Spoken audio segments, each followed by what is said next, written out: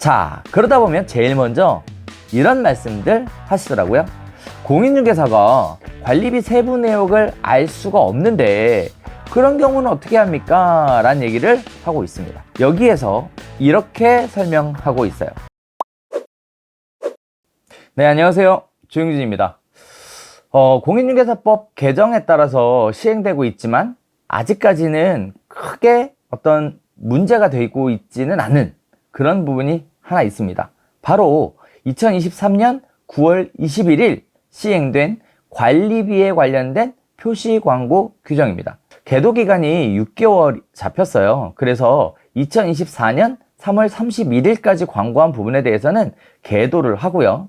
2024년 4월 1일부터 광고된 내용에 대해서는 적극적으로 규제를 하겠다고 하니까 관련된 부분들 미리 아시고 대응하시는 것도 좋을 것 같아요. 제가 그때쯤 되면 다시 한번 말씀드리도록 하겠지만 미리 알아서 손해볼 건 없겠죠. 왜 그러냐면 중개 의뢰인에게 관련된 부분을 미리 사전에 문의를 하고 그 문의 내용이 광고에 포함되어야 하기 때문에 그때 가서 준비한다 라고 하면 많이 늦고요. 지금부터 준비가 시작이 되어야 할 것 같습니다. 자, 어떤 부분이 어떻게 바뀌었는지 한번 살펴보도록 할게요. 전월세 매물 광고할 때 정액관리비의 표시 내역을 세분화하라 라고 되어 있습니다.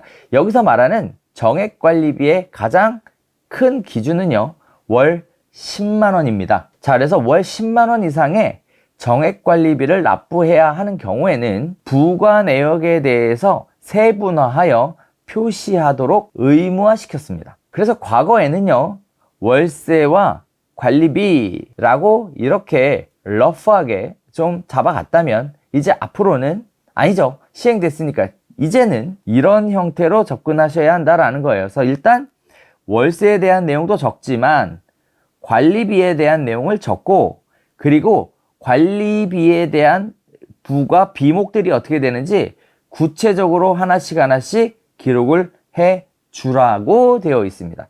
따라서 개업 공인중개사인 여러분 입장에서 표시 광고를 정확하게 하려면 매물 접수를 받을 때 이미 관련된 부분에 대해서 문의를 받아야만 표시 광고할 때 큰 착오 없이 진행할 수가 있겠습니다. 자, 반면에 정액이 아닌 경우, 이 경우는 어떻게 할 것이냐? 관리비 월 평균 납부 금액을 적어주고요. 그리고 비목이 정해져 있는 경우에는 관리비 항목에 대해서 적어주고, 더불어서 산정 방식에 대해서도 기재해 줘라 라는 얘기입니다. 따라서 예를 들어 전기 사용료는 뭐 어떻게 나눈다, 전체 세대수를 기준으로 나눈다, 뭐 사용량에 따라서 나눈다, 또는 거주하고 있는 사람의 수로 나눈다, 같은 여러 가지 부과 방식들이 있잖아요. 그래서 그 부과 방식에 따라서 관련된 부분들이 어떻게 관리비가 책정되는지 안내를 해주도록 이렇게 되었습니다. 현재 시행되고 있는 부분이라는 점 잊지 말으셔야 될 것 같은데요. 자, 그래서 관련된 부분들이 어떻게 만들어져 있는지, 어디서부터 시작됐는지 제가 관련된 규정을 역시 또 가지고 왔습니다. 자, 중개대상물 표시광고 규정 가이드라인인데요. 여기에 보면 자세하게 설명이 되어 있습니다. 자, 일단 시작한 건요, 소규모 주택 관리비 투명화 방안이라는 것을 통해서 시작이 됐습니다. 50세대 미만의 공동주택, 다가구주택, 오피스텔은 별도의 규정이 없어서 입주민이 관리비 정보를 알 수 없는 상황이기 때문에 관리비 사각지대에 있는 소규모 주택에 대한 관리비 세부 내역 표기 등 제도 개선을 통해서 임대인과 임차인 간의 갈등을 방지하겠다라고 말은 좋게 해놨는데 결국 이게 무슨 뜻이죠? 임차료로 안 받고 관리비로 월세를 받는 제2의 월세를 막겠다라는 차원에서 시작된 부분이죠. 그런데 사실 생각해보면 추진의 의도는 알겠는데요. 그러면 임차인 입장에서 월세가 아니라 관리비로 내는데 주택이 그거밖에 없다면 과연 안 낼까요? 제가 보기엔 낼 것 같거든요. 자, 그래서 이거는 왠지 법의 취지하고 상관없이 엉뚱한 방향으로 정책이 흘러가는 거 아닌가? 라는 의구심을 지울 수가 없습니다. 어쨌든 시작이 됐으니까 또 지켜야 되잖아요. 자, 그래서 한번 살펴보도록 할게요. 자, 관련된 부분들을 뭐 어떻게 하겠다라는 내용이 나와 있고요. 그런 얘기가 나와요. 중개대상물 확인 설명서에 관리비에 관련된 내용을 넣을 건데 이 부분은 12월 중에 개정을 예정하고 있다라고 하고 있습니다. 또 중개의무 표시광고 위반 모니터링을 강화하겠다라고 되어 있어요. 그래서 허위매물 광고에 관련된 내용이 포함될 수 있습니다. 자, 그다음에 임대차 계약서에 세부 관리비 내역을 명시하도록 해보겠다라고 하고 있는데 이거는 명시가 돼서 현재 시행 중입니다. 그런데 얘는 권고사항의 임대차 계약서이죠. 따라서 의무사항은 아니니까 참고만 해보시면 될 것 같아요. 자, 그래서 뭐가 달라졌느냐? 관리비에 대한 구체적인 비목들을 나열해라. 그리고 부과 방식에 대해서 구체적으로 표시해줘라 라고 되어 있습니다. 그리고 10만원 이상일 때와 10만원 미만일 때 어떻게 달라지는지에 대해서 표시해 주도록 되어 있습니다. 여기 보면 6개월의 계도 기간을 거쳐서 시행하겠다라는 얘기까지 나오니까요. 지금 현재는 시행되고 있지만 큰 문제는 안 되고 있는 부분입니다. 자, 개정된 이유에 대해서 나오고 주요 내용에 대해서 나오고요. 그리고 관련된 법 개정문에 대해서 나옵니다. 자, 뭐가 달라졌느냐? 과거에는 그냥 관리비 얼마 써 대충 어떤 내용이 포함되어 있다라고 했다면 이제는 어떠한 내용이 포함되어 있고 각각의 항목에 따라 부과되는 관리비가 얼마냐라는 것을 기록해 주도록 되어 있어요. 자, 이렇게 기록을 하는데 월 10만원 이상 부과되는 거는 이렇게 자세하게 기록을 하도록 되어 있고요. 월 10만원 미만이거나 관리 규약 등에 따라 부과되는 관리비의 경우에는 이렇게 조금 더 심플하게 기록해 주실 수도 있습니다. 다만 실비 근거, 세부 비목, 관리비 기준 등을 명시하여 관리비를 투명하게 기재해 줄 것을 요구하고 있기 때문에 내가 아는데도 불구하고 대충 쓰는 것보다는 매우 구체적으로 내용과 금액 부과 방식에 대해서 기록해 주는 것이 필요하겠습니다. 자, 그러다 보면 제일 먼저 이런 말씀들 하시더라고요. 공인중개사가 관리비 세부 내역을 알 수가 없는데 그런 경우는 어떻게 합니까? 라는 얘기를 하고 있습니다. 여기에서 이렇게 설명하고 있어요. 정확한 관리비 표시를 원칙으로 하는데 세부 내역을 제시하지 않는 등의 사유로 개업공인중개사가 세부 내용을 확인할 수 없는 경우에는 세부 내용을 표시하지 않을 수 있습니다. 다만 여기가 중요해요. 세부 내역 등을 확인할 수 없는 사유를 함께 표시해 주어야 한다라고 나와 있는데요. 관련된 예를 보면요. 건축법 시행령 별표 1의 제1호 감옥의 단독주택이기 때문에 표시할 수 없다. 오피스텔 제외 상가 건물에 해당하는 경우 표시할 수 없다. 미등기 건물, 신축 건물 등 관리비 내역이 확인 불가능한 경우 표시해 줄 수 없다. 임대인이 관리비를 미고지하기 때문에 표시해 줄 수 없다와 같이 관리비의 세부 내용을 확인할 수 없는 사유를 표시해 주어야만 한다라는 점. 그런데요, 끝이 아닙니다. 임대인이 관리비를 고지하지 않는 경우에는 중개대상물 표시광고 매물 의뢰서 등 관련 증빙 자료를 갖추어 안내할 것을 권고하고 있습니다. 따라서 임대인이 관리비를 안 가르쳐줘서 기재 안 했어요 라는 것은 핑계가 될 수 없고요. 반드시 관리비를 고지하지 않았다라는 부분에 대해 증빙 자료를 갖춰야 한다는 점 꼭 기억하셨으면 좋겠고요. 따라서 중개의뢰 확인서에 관리비에 관련된 내용이 명확하게 기재가 되어 주어야 이 증빙 자료로서 활용해 볼 수 있다라는 점 다시 한번 말씀드리도록 하겠습니다. 자, 그러면 중개의뢰 확인서는 어디 있을까요? 중개의뢰 확인서는 제가 전편에 알려드렸던 네오비 카페에 보면요, 공지사항에 다운받을 수 있는 자료가 있으니까요. 그곳을 통해서 다운받아서 필요한 형식대로 응용해서 사용하시면 될 것 같습니다. 자, 또 이런 얘기 나오네요. 오피스텔 등 준주택의 경우에도 관리비를 표시해야 하느냐라는 건데요. 주택, 주택 이외의 건축물은 관리비를 표시하지 아니할 수 있습니다. 자, 준주택은 주택이기 때문에 관리비를 표시해줘야 하지만 주택이 아닌 경우에는 관리비를 표시하지 않을 수 있습니다. 자, 그래서 주의할 거요. 준주택도 주택이므로 준주택은 관리비를 표시해 주어야 한다라는 점, 이 점 꼭 기억하셔야겠습니다. 자, 그 외의 내용들이 쭉 나와 있으니까 한번 확인해 보시면 좋겠는데요.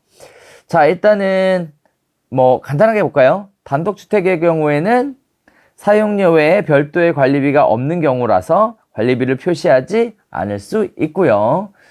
자, 중개 플랫폼이 기본적으로 제공하는 매물 등록 시스템상 현행 규정에 따른 관리비의 세부 내용을 표시하기 곤란한 경우, 그럴 때는 어떻게 하나요? 그럴 때는 어떻게 하냐면, 이게 참 화나는 내용인데요. 중개 플랫폼 시스템과 관계없이 개업 공인중개사가 소비자에게 표시 광고 규정에 따른 정확한 정보를 제공하면 법령 위반으로 볼 수 없다. 다시 얘기하면 중개 플랫폼이 어떻게 돼 있든 개업 공인중개사는 정확한 정보를 제공해야 할 의무가 있다. 이렇게 이야기하고 있는 겁니다. 엄청 헷갈리게 써놨죠. 네. 이야, 진짜 어떻게 이렇게 해놨을까 싶어요. 자, 중요한 부분은요. 중개 플랫폼에 어떻게 되어 있는가와 무관하게 여러분들은 반드시 관리비에 관련된 정확한 정보를 중개 플랫폼에다가 기록해야 할 의무를 가지고 있다라는 점 잊지 않으셔야겠습니다. 자, 다음에 SNS죠. 블로그, 유튜브, 인스타그램, 틱톡 같은 곳에도 결국 관리비 내용이 표시가 되어 주어야 한다라는 점이에요. 잘못된 관리비 표시 광고의 유형은 뭐냐에 대해서 나와 있는데, 여기 보면 개정된 고시 시행에 따라 관리비 및 세부 내용을 미표기하거나 관리비 총 금액이 실제 관리비와 현저히 차이가 나는 경우에는 잘못된 관리비 표시라고 합니다. 자, 작은 실수의 경우에는 과태료가 50만 원이거든요. 그런데 이렇게 현저하게 차이가 잘못 나게 하는 광고는요, 허위 광고로 간주해서 과태료가 500만 원짜리라는 거, 이 점, 네, 다시 한번 말씀드릴게요. 참 어렵습니다. 네. 자, 신고하는 방법에 나오고요. 유예기간, 아까 설명드렸죠? 여기에 2024년 4월 1일 이후에 게재된 광고사항의 위반 행위는 과태료를 부과하겠다라고 나와 있습니다. 자, 집주인이 관리비를 잘못 알려주었을 경우 어떻게 할 것이냐라는 건데요. 관리비 표시 광고 내용은 계약 체결 과정 또는 실거주 시 달라질 수 있으며 중개 의뢰인이 제시한 관리비 세부 내용에 대해 소명이 가능하다면 공인중개사의 책임은 없을 것으로 판단된다라는 건데요. 문제는 이거죠. 중개 의뢰인이 잘못 알려줬다라는 것을 뭐 해야 한다? 소명해야 한다라는 부분이 남아 있습니다. 그러니까 여러분은 중개 대상물 접수를 받을 때 표시광고 의뢰 확인서를 반드시 중개 의뢰인에게 받아야 하며 이 표시광고 의뢰 확인서에는 반드시 관리비에 대한 내용이 들어가 있어야 한다는 점, 요 점 기억하셔야겠습니다. 자, 관리비의 구체적인 내용들을 보면 이런 얘기들이 나오죠. 월세 얼마, 관리비 얼마, 그리고 이 관리비의 내용이 일반 관리비, 사용료, 사용료 안에는 수도 사용료, 인터넷 사용료, TV 사용료, 그리고 기타 관리비, 그리고 전기, 가스는 실비로 청구되는데 사용량에 따라 별도로 부과된다. 이렇게 기록하도록 되어 있죠. 저도 개인적으로는요, 다른 내용들은 이해가 잘 되는데요. 이해 안 되는 것 중에 하나가 바로 일반 관리비, 그리고 기타 관리비에 대한 부분이었습니다. 그래서요, 일반 관리비는 도대체 뭐고, 기타 관리비는 도대체 뭔지, 이거 참 궁금하지 않을 수 없는데요. 자, 살펴보면요, 일반 관리비는요, 관리 주체가 관리를 하기 위해서 지출되는 일정 비용에 대한 것을 일반관리비라고 하는 것 같아요. 그 중에 인건비, 재사무비, 제세공과금, 피복비, 교육훈련비, 차량유지비, 그 밖에 부대 비용은 관리용품 구입비, 회계감사비, 그 밖에 관리 업무에 소요되는 비용을 의미하는데요.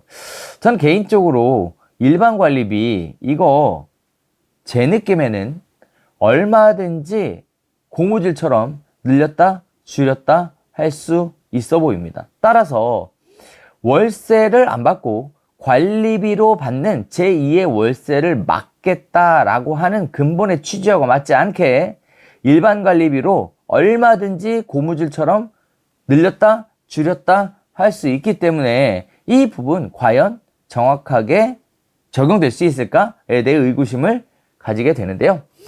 자, 그렇지 않다라는 거죠. 오히려 공인중개사에게 표시광고 관련된 내용만 강화시킴으로써 과태료가 늘어날 수 있는 건으로만 작용되는 거 아닌가라는 생각이 듭니다. 그 외에 비목별 세부 명세서 자세하게 쭉 나와 있지만 기타 관리비에 대해서는 설명이 없습니다. 그래서 기타 관리비에 대한 부분이 뭔지 사실상 이 역시도 고무줄이지 않나 라는 생각이 좀 드는데요. 한편으로 생각해보면 참 안타깝다, 아쉽다.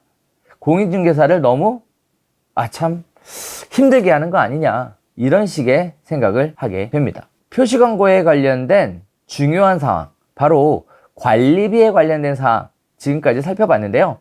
관리비에 관련된 규정은 이미 시행이 되고 있습니다. 하지만 계도 기간 아니기 때문에 현재는 큰 문제가 되진 않고 있어요. 하지만 내년 4월 1일, 2024년 4월 1일부터 진행되는 광고는 관리비에 대한 규정까지 잘못 광고하는 경우에는 과태료 50만원 또는 500만원 이내에 과태료가 부과될 수 있는 중대한 상황으로서 영향을 미치게 되니까 꼭 실수하지 말고 지금부터 꼼꼼하게 챙기시는 현명한 개업 공인중개사 대표님들 되셨으면 좋겠습니다.